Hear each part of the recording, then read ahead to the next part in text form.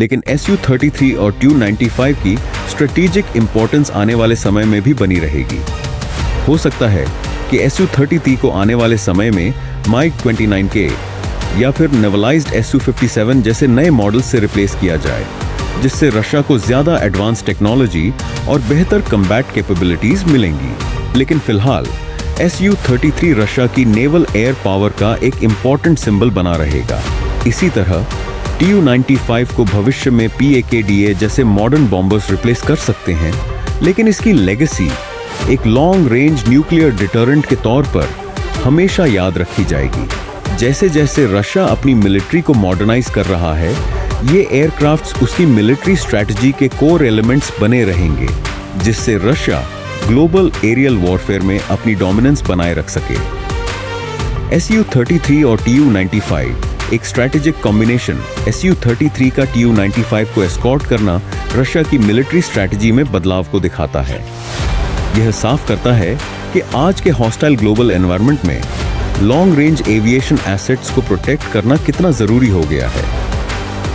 जैसे जैसे रशिया अपनी मिलिट्री टैक्टिक्स को अडेप्ट कर रहा है और अवेलेबल रिसोर्सेज को बेहतर तरीके से यूज कर रहा है, Su-33 और Tu-95 उसकी डिफेंस स्ट्रैटेजी में अहम भूमिका निभाते रहेंगे। Su-33 और Tu-95 रशिया की एयर पावर के दो अलग अलग युगों को रिप्रेजेंट करते हैं।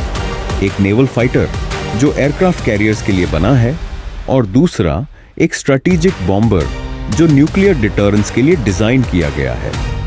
लेकिन जब ये दोनों एयरक्राफ्ट साथ आते हैं तो ये रशिया की एयर स्ट्रैटेजी को और भी ज्यादा पावरफुल बना देते हैं। हाल ही में Su-33 का Tu-95 को एस्कॉर्ट करने का डिप्लॉयमेंट इस बात का सबूत है कि रूस अपनी मिलिट्री टैक्टिक्स को बदल रहा है और बढ़ते जियोपॉलिटिकल टेंशंस का जवाब दे रहा है।